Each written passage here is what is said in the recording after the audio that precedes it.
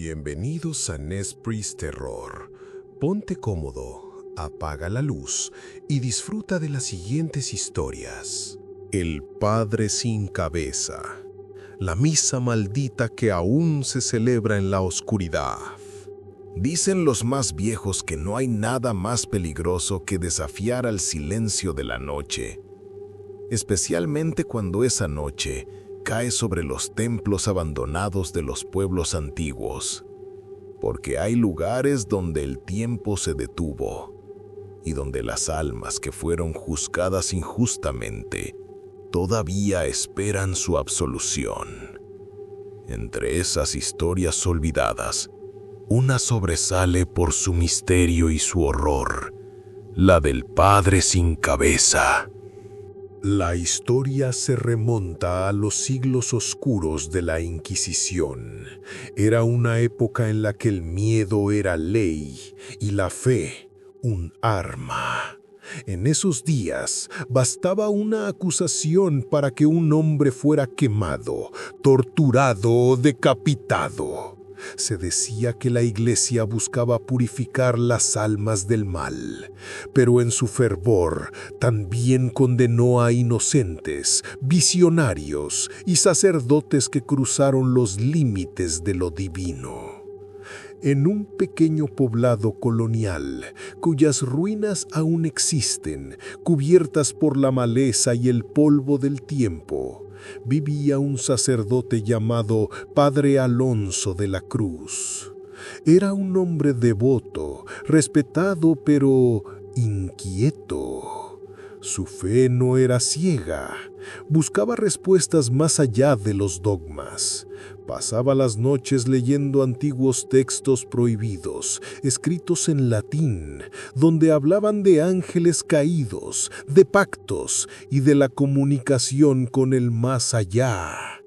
Dicen que fue entonces cuando algo o alguien comenzó a responderle. Una noche, mientras oraba ante el altar, escuchó una voz que no venía del cielo, sino del interior del templo. Era una voz grave, dulce y al mismo tiempo desgarradora. «Buscas la verdad, Alonso», le dijo. El sacerdote tembló. «Sí, pero no la encuentro en los libros». «Entonces, deja que yo te la muestre». A partir de esa noche, el padre Alonso comenzó a cambiar. Sus sermones se tornaron extraños, casi hipnóticos. Hablaba del perdón de los condenados, de la pureza de los demonios, de una luz que también existe en la oscuridad. La gente del pueblo empezó a temerle. Veían sombras en la iglesia incluso cuando estaba cerrada. Y durante las misas nocturnas, algunos aseguraban haberlo visto hablar solo. O peor aún, hablar con alguien que no estaba allí. No tardó mucho en llegar el rumor hasta los oídos del Santo Tribunal. Un sacerdote que conversa con el diablo. Un cura que invoca almas. Un hombre que oficia misas sin feligreses, pero con acompañantes invisibles. El juicio fue rápido. No hubo defensa, solo miedo.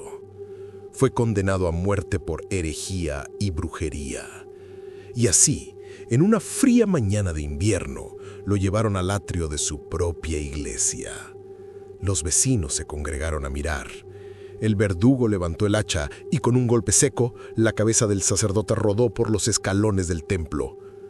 Pero antes de morir, Alonso alcanzó a murmurar unas palabras. «Donde caiga mi sangre, ahí seguiré celebrando la misa que ustedes me negaron». Con el paso de los años, el pueblo fue abandonado. Solo quedó en pie aquella iglesia, cubierta por enredaderas y polvo. Y fue entonces cuando comenzaron las apariciones.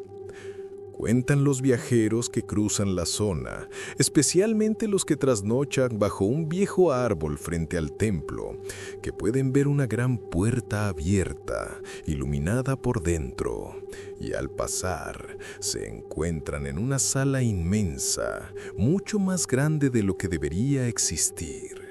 Al fondo, un sacerdote celebra misa. Su voz resuena en latín, solemne, poderosa. Pero cuando el curioso se acerca para ver su rostro, el horror lo paraliza. El sacerdote no tiene cabeza. De su cuello emana un torrente de sangre espesa que gotea sobre el altar. Y entre sus manos sostiene su propia cabeza, que parece rezar con los labios, aún moviéndose. Quien ve esa misa no vuelve a ser el mismo. Los sobrevivientes dicen que sienten una presencia pegada al alma, que los sigue, que los observa desde los rincones. Algunos quedan mudos por semanas, otros pierden el sueño, escuchando en su cabeza las palabras del sacerdote. El alma no muere con el cuerpo, solo cambia de altar. Y hay quienes aseguran que si te quedas hasta el final de la misa, el Padre sin cabeza se acerca, levanta su cabeza ensangrentada y te ofrece la hostia. Si la aceptas, tu alma queda atada al templo para siempre. En varios pueblos de México, Guatemala y el sur de Chiapas se cuentan versiones distintas del mismo fenómeno. Algunos lo llaman el cura rojo, otros el padre sin rostro. Pero en todos, el resultado es el mismo: un alma condenada repitiendo su última misa, noche tras noche, buscando redención.